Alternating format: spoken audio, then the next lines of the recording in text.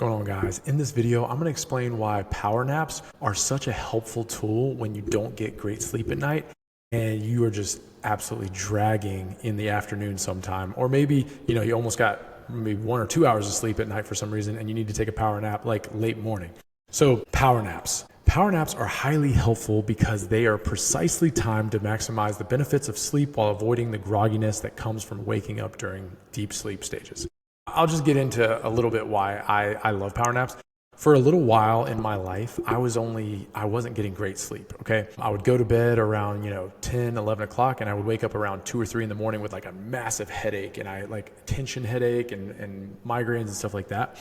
And it was just a really tough time in my life, and it would take me a while to go back to sleep, so I was getting terrible sleep. And then I read a book on sleep. I can't remember exactly what it was, the name of it right now, which is bad, but it talked about power naps in there, and I tried the power naps in my daily life, and it absolutely was a game changer for me. So this is why I wanted to pass this power nap information along on to you, so that if you are going through a really tough time with sleeping at night, you can use this as a tool. It's not something you want to rely on, but something that you can always fall back on if you need something like a power nap to get you more well-rested. Okay, so I'm going to dive into this really quick. So the ideal length of a power nap is generally 10 to 30 minutes. Okay, I'm going to explain why. The 30-minute rule. A power nap is kept short, under 30 minutes, to ensure you only enter the lightest stages of non-REM sleep, N1 and N, okay, preventing grogginess. If you were to wake up from a longer nap between the 30 to 60-minute range, you would likely be pulled out of deep sleep or N3 sleep. This causes sleep inertia, the feeling of disorientation, sluggishness, grogginess that can all last up to an hour and wipe out a nap's benefits. Staying in a light sleep, you wake up and feeling immediately refreshed. Okay, so that's something to remember. Is like a lot of times people are like, "Oh, I can't take a nap. Like I wake up and I feel terrible." Well, your nap time definitely makes a difference. You don't want to sleep too much longer. You don't want to sleep longer than 30 minutes. I know I set a timer when I go to take my naps, and I'll usually only do around like 15 to 20 minutes. Because we got stuff to do. We can't be sleeping all day. If you need to take a 30-minute nap, set an alarm, okay? Because you don't want to get into that 30 to 60-minute or between the 30 to 60-minute range, because then you're going to wake up and you're going to just feel more tired than when you went to sleep. You take your nap. All right, rapid cognitive and energy boosts. Even a short period of rest helps to rapidly reduce the buildup of adenosine. We talked about adenosine in another video, and we can talk about it here. The chemical that drives sleep pressure. The benefits are often immediate and significant. Increased alertness. Studies, including research by NASA on pilots, have shown that short naps can dramatically boost alertness and vigilance. Improve performance. They enhance cognitive performance, reaction time, and focus, making the afternoon productive again. Better mood. Power naps can stabilize your mood and increase your tolerance for frustration, effectively combating an irritability that comes with the midday fatigue. Memory consolidation. Even short naps can clear out helping to improve your ability to retain new information and learn.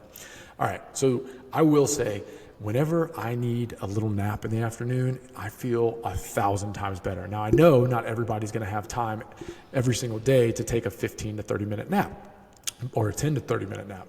But if you can, find that time and you feel like you're just exhausted, you close your door or you find a quiet spot, maybe go to your car, do something where you're like, okay, I know I'm not going to be interrupted. I know it's only going to be for about 10 to 30 minutes, not going to be super long, but I know after this is the key to it. I know that after I'm done with this power nap, I'm going to be so much better, a better person, to be honest. Like I'm going to be happier. I'm going to be more well-rested. I'm going to have better ideas. I'm going to be able to think more clearly, all these things. Because one of the biggest things that I know most people feel like is like sleep is for the weak. That was like a saying for the longest time because, people who sleep, I don't need sleep, I can work off of no sleep and all these things. We have found out that sleep is unbelievably important for our brain and our productivity and everything. So if you need a power nap because you're not getting great sleep, maybe try to figure out your best way to insert a power nap into your early afternoon. Now, one thing I will say is you don't want to take a power nap too close to bedtime because they say that you don't build up enough adenosine in your brain to actually get sleepy enough to go to sleep at night, because sleep at night is the most important portion of recovery. So you don't want to mess that up. So at least 6 hours before you go to bed. So if you go to bed at 10, you don't want to take a nap after 4. And that's what I try to stick to because I like to get good sleep at night. I don't want to rely on my power nap. And so that's another kind of rule of thumb is don't take a nap too close to bedtime. The other thing that I like to do that really helps out with my power naps is I try to get in a very quiet place that I'm not going to be interrupted. I don't have to worry about anybody coming around and bothering me. I know that can be tough. I know that's not available for everyone all the time, but I try to find a place that I know I'm not going to be interrupted because I don't want to be stressed out for somebody to come in and wake me up. I also turn my phone on airplane mode because I don't want somebody calling me during my power nap and waking me up. Now I know that's another thing that people are like, oh, I can't turn my phone off because I have to always be available. Well, that may be the case, but if you can, turn your phone on airplane mode. And then the third thing is I set an alarm. So I set about a 15 to 20 minute alarm, depending on how much power nap I need. Sometimes I set a 12-minute alarm, but that's just something you start to play with. And a lot of people will say like, it takes me 15 to 20 minutes even to go to bed or go to sleep. Well, if you are exhausted, I promise you, it's helpful, super helpful to just lay down and close your eyes, set an alarm, because you will knock out faster than you think if you are super, super tired. And there was one more thing that I was thinking of about power naps, but can't think of it right now. I've just given you a lot of information about power naps. And if you can get in a dark place, if you can be in a dark place, that's also super helpful. And lay down on the ground. The other thing is you don't have to get in bed to do this. You can lay down somewhere on the ground, put something underneath your head, lay down flat. Oh, this is what I was going to tell you. The 4-7-8 breathing. 7-8 is a type of breathing that a doctor, I can't remember his name right now, has said that is super helpful when it comes to relaxing our bodies, our brains and bodies. And it's something you can concentrate on so you're not worried about all the 50 million things you got to do in life. So you're going to breathe in through your nose for 4.